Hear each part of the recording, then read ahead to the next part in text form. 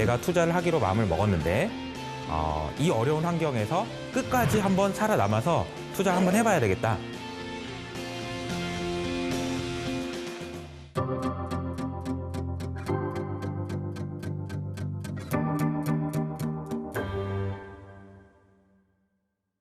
지금까지 제가 코로나 이후로, 코로나 전후로 세상이 어떻게 바뀌었는지를 설명했고, 그 과정에서 통화량의 증가라는 아주 특이한 현상, 그 현상에 대해서도 알아봤고요. 그리고 나서 지금 연준이라는 곳에서 세상을 어떻게 어떻게 다루고 있는지, 인플레이션을 어떻게 하고 있는지에 대한 이야기까지 해봤습니다. 지금부터는 제가 투자와 관련된 이야기를 좀 해보려고 하는데요. 주변에서 주식 투자를 하는 것이 너무 힘들다라고 이제 얘기하시는 분도 있고, 나는 그만하고 싶다라고 얘기하시는 분도 있어서 우선은 세상에는 두 가지 투자자가 있다라는 말씀을 먼저 드리려고 합니다. 첫 번째는 초식 동물과 같은 투자자, 두 번째는 육식 동물과 같은 투자자, 이렇게 설명할 수 있을 것 같은데요. 전문 용어로는 우리가 육식 동물 같은 알파 헌팅 하는 투자자라고 표현하거든요.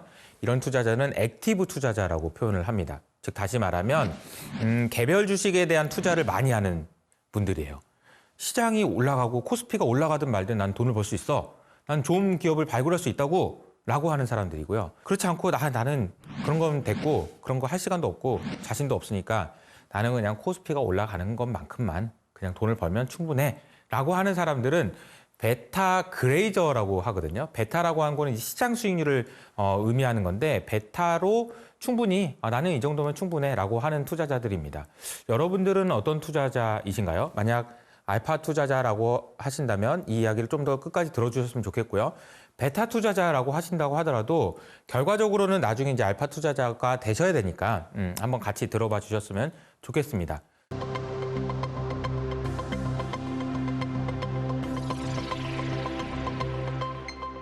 제가 얼마 전에 오마하에 있는, 그러니까 미국의 작은 도시죠. 버핏의 고향인 오마하에 다녀왔습니다. 그곳에서 워렌 버핏이 회장으로 있는 버크셔 해서웨이의 주총이 있었는데요. 그때 갔다 와서 버핏을 보고 제가 투자라는 것이 이런 거구나. 주식 투자에서 성공하기 위해서는 이런 것들이 필요하구나 라는 이야기를 먼저 말씀드리고 싶습니다. 왜냐하면 투자하시는 분들이 너무 힘드셔가지고 이 얘기를 먼저 드리는 게 좋을 것 같다라고 생각했기 때문이에요. 버크셔 해서웨이 주총이 끝난 다음 날 번외 행사로 마라톤을 해요. 그래서 주총에 참여한 많은 투자자들과 함께 5km짜리 마라톤을 하거든요. 근데 제가 이제 참여를 하기 전에 다짐을 한 게 하나 있습니다. 마라톤을 끝까지 걷지 않고 뛰어보자. 중간에 좀 힘들긴 하겠지만 그래도 한번 걷지 않고 끝까지 한번 뛰어보자 라는 걸 다짐을 해가지고 출발선에 섰습니다. 출발선에 서서 이제 그 총소리가 딱 울린 거죠. 그리고 나서 이제 천천히 나의 페이스를 유지해야 걷지 않고 뛸 수 있으니까요. 천천히 이렇게 뛰기 시작했습니다. 그런데 깜짝 놀란 게 뒤에서 수많은 사람들이 앞으로 달려나가더라고요. 조금 이게 달리다 보니까 저보다 훨씬 어린 꼬마 아이가 저를 앞질러 가기 시작합니다. 심지어 더 작은 여자아이도 막 쫓아가요. 그래서 제가 어떤 생각이 들었을까요? 조급한 마음이 들죠. 이건 좀 더 빨리 뛸까? 라는 생각이 들었습니다. 근데 저는 알고 있었어요. 내가 여기서 더 페이스를 올리면 끝까지 못 뛸 것 같다라는 생각이 들어서 이를 앙다물고 부러워하면 지는 거야 라는 생각을 했습니다. 자, 이 얘기를 드리는 이유는 뭐냐면 여러분들이 투자에서, 특히 주식 투자에서 성공하기 위해서 제일 필요한 건 뭐냐면요. 절대 부러워하면 안 됩니다. 제가 오마하에 가서 워렌 버핏이 사는 동네에서 느꼈던 건 뭐냐면 사실은 워렌 버핏 같은 경우에는 90세가 넘는 나이 때까지 지금도 여전히 주식 투자를 하고 계신 훌륭한 투자자거든요. 또 어떻게 이렇게 여유롭게 90살이 넘어서도 투자를 할 수 있을까요? 지금 우리는 2020년에 처음 주식해가지고 1년만 하고 2년만 해도 이렇게 힘든데 평생 어떻게 할 수 있었을까요? 제가 볼 때 이 질문에 대한 대답은 왜 워렌 버핏이 오마하에 살고 있을까로 연결이 되는 것 같아요. 제가 오마하에서 한 2, 3일 정도 지내보니까 이 도시는요, 우리나라의 어느 시골 마을하고 다르지가 않아요. 제가 버핏의 생가에도 가봤고, 버핏이 일하는 버크셔 본사에도 가봤는데요. 버크셔 본사에서 워렌 버핏의 생가 지금 살고 있는 곳까지 거리는 차로 6분 정도 거리밖에 안 됩니다. 그 거리를 버핏은 하루에 그냥 일어나서 아침 먹고 갔다가 다시 퇴근하고 이걸 반복하는 거더라고요. 정말 그냥 평온한 도시입니다. 마음의 평화를 누릴 수 있는 곳인 것 같아요. 투자라는 것은 너무나도 정글과도 같아요. 그런데 그곳에서 지속적으로 투자하기 위해서는 진짜 마음의 여유구나 라는 생각을 했습니다. 그리고 옆에 있는 사람들을 보지 않고 부러워하지 않으려면은 그냥 이렇게 떨어져 있는 곳에 생각을 해야 되는구나 라는 생각이 들었습니다. 물론 그렇다고 해서 여러분들에게 시골로 내려가서 사세요 이런 얘기는 아니지만 적어도 제가 던져드리고 싶은 첫 번째 메시지는 부러워하면 안 된다라는 겁니다. 제가 두 번째로 여러분들에게 조언해드리고 싶은 거는 절대로 뒤로 가면 안 된다는 겁니다. 달리기를 하는데 뒤로 가면 안 되잖아요. 그러면 영원히 결승점에 도달할 수 없습니다. 그 얘기는 뭐냐면은 주식으로 따지면은 절대 돈을 잃으면 안 된다는 거예요. 버핏이 얘기하는 두 가지 원칙이 있는데요. 첫 번째 원칙은 돈을 잃지 말라고요. 두 번째 원칙은 첫 번째 원칙을 잃지 마라입니다. 그러니까 돈을 잃지 않는 것이 왜 이렇게 중요한지에 대한 설명인데요. 돈을 잃지 않는 그러니까 주식을 통해서 돈을 잃지 않아야 되는 이유는 복리 효과를 누리기 위해서예요. 복리 효과라는 것은 시간이 갈수록 나의 재산이 이런 식으로 올라갈 수 있다라는 거거든요. 그러니까 길게 투자하면 길게 투자할수록 굉장히 큰 돈을 벌 수 있다라는 얘기죠. 그런데 문제는 여러분들도 생각을 하시겠지만 오래 투자한다라는 것은 매우 어려운 겁니다. 제가 첫 직장이 은행의 딜링룸에서 시작했거든요. 은행의 딜링룸에서 많은 선배들을 만났지만 정말 훌륭한 투자자고 훌륭한 딜러라고 하더라도 3년, 5년 이 정도만 수익을 내고 투자를 하더라도 정말 박수 갈채를 받았거든요. 그런데 버핏처럼 오랫동안 투자하기 위해서는 잃지 않기 위해서 정말 노력을 많이 해야 된다라는 생각이 들었습니다. 잃지 않기 위해서 해야 되는 노력, 이 질문에 대한 대답을 하기 위해서 제가 주총에서 어떤 한 여자분이 했던 질문을 설명을 드리려고 하는데 아마도 대학생으로 보이는 어떤 여성분이 버핏 할아버지한테 질문을 하는 장면이 아직도 생생하게 기억이 납니다. 이분이 어떻게 질문을 하셨냐면요. 버핏 할아버지, 제가 보니까 러시아와 우크라이나가 전쟁을 하면서 인플레이션이 생긴 것 같습니다. 그리고 그 인플레이션을 막기 위해서 연준은 금리를 올릴 것 같고요. 세상은 점점 혼란스러워지는 것 같습니다. 자, 그러면 저는 어떻게 해야 되나요? 한 종목만 찍어주세요. 이렇게 얘기를 하더라고요. 그래서 장래가 아주 그 웃음바다가 됐죠. 그 질문을 들은 이제 버핏이 뭐라고 얘기를 했냐면요. 굉장히 장황하게 긴 이야기를 했습니다. 마치 소녀딸에게 얘기해 주는 것처럼 얘야, 네가 지금 그 질문을 한 거는 좋은 질문이고 너의 입장에서 당연히 할 수 있는 질문이지만 무엇을 사야 되냐고 물어보기 전에 너에 대해서 많이 생각을 해라 이런 얘기를 되게 많이 하시더라고요. 그러면서 마지막에 한 말이 뭐였냐면 Invest in yourself예요. 그리고 네가 어떤 투자처보다 훨씬 더 투자 수익률이 많이 나는 그런 아이란다. 이렇게 설명을 해준 겁니다. 아마 그 아이가 감동을 받은 것 같긴 한데 그 얘기를 제가 말씀드리는 건 뭐냐면 투자를 하기 위해서 제일 중요한 거는 자신감인 것 같아요. 자신감을 잃으면 안 됩니다. 그리고 본인 스스로에 대해서 투자해가지고 자신감의 크기를 키우지 않으면 투자를 하시면 안 되는 거예요. 저도 오랫동안 투자를 하면서 항상 생각하고 항상 고민하는 거는 뭐냐면요. 내가 내가 확신하는 만큼 그만큼만 포지션을 가지고 있어야 됩니다. 그 이상 가지고 있어도 안 되고 그 이하로 가지고 있어도 안 됩니다. 그럼 나는 그러면 이 방송을 들으시는 분 중에 나는 컨빅션이 작은데? 라고 생각하시는 분은 지금 주가가 많이 빠지고 오르고를 떠나서 포지션을 줄여야 되는 거예요. 그리고 그 포지션만큼만 유지하시는 게 여러분들이 자신감을 잃지 않기 위해서 너무나도 중요한 겁니다. 그리고 여러분의 컨빅션을 키울 수 있는 실력을 키우시는 게 굉장히 중요하다라는 거죠. 여유를 갖기 위해서는 본인 스스로 돈을 벌 수 있다라는 용기가 필요한 거고요. 그 용기를 갖기 위해서는 스스로에 대한 투자가 반드시 뒤따라야 됩니다. 마지막으로 세 번째는 절대 포기하지 말라는 겁니다. 진짜 저도 운동을 평소에 워낙 안 하다 보니까 마라톤 5km 고작 5km 뛰는데도 너무 힘들더라고요. 그래서 중간에 쉬고 싶은 기간이 정말 많았지만 걷지 않고 아주 천천히 뛰더라도 걷지 않고 끝까지 하겠다고 해가지고 작은 성취지만 5km를 뛰니까 되게 뿌듯하더라고요. 포기하지 않으면 결승점은 언제나 옵니다. 제가 생각할 때 투자에 있어서 제일 중요한 건요. 자산 가격은 결국은 우상향한다는 믿음인 것 같아요. 아니야, 지금 시장이 얼마나 혼란스러운데 주가는 더 빠질 수 있어. 빠질 수 있습니다.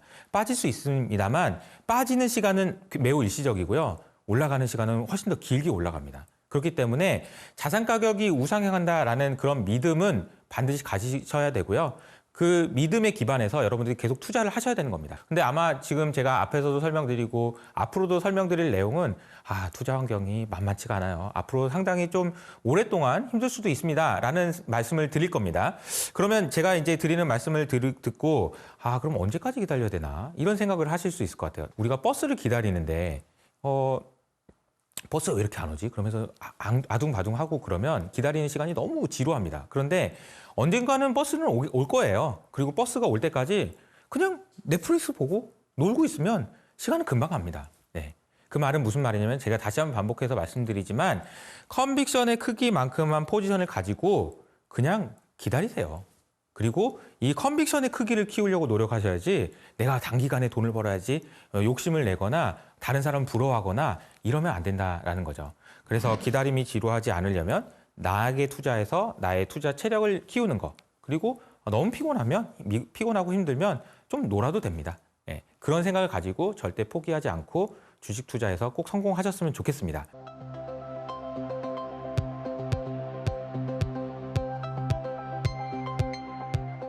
자, 그러면 지금까지는 제가 주식 투자를 하는 마음 자세에 대한 이야기를 했다면 이제 조금 이론적인 이야기로 좀 들어가 볼까요? 주식 투자라는 것이 과연 무엇일까요? 라고 물어보시면 많은 분들이 이렇게 대답할 겁니다. 그 기업의 주인이 되는 겁니다. 라고 얘기할 겁니다. 자, 이거는 교과서에 나오는 이야기죠. 주식을 산다라는 거는 그만큼은 아주 작은 부분이지만 그만큼의 주인이 된다는 겁니다. 어떻게 그게 가능한 건가요? 그게 가능하기 위해서는 무엇이 필요할까요? 이 질문을 해보면 생각보다 쉽지 않겠구나 라는 생각이 드실 것 같아요. 이론적으로는 카카오의 아주 작은 부분의 주인이 된다면 나도 주인이긴 주인인데 내가 뭘 할 수 있지? 아니면 내가 뭘 요구할 수 있지? 나한테 뭘 해줄 수 있지? 이런 생각들을 하실 수가 있을 것 같아요.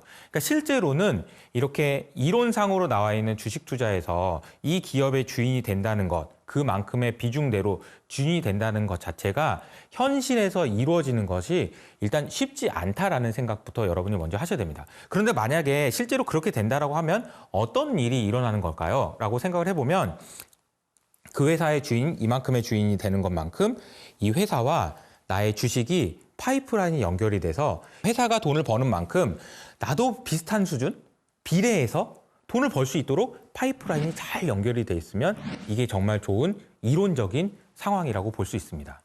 근데 문제는 뭐냐면요. 우리나라 같은 경우에 이 회사의 대주주라고 하는 소위 말하는 우리 재벌 총수라고 하든지 이런 분들이 사실 지분을 굉장히 많이 갖고 있진 않은 경우가 많아요.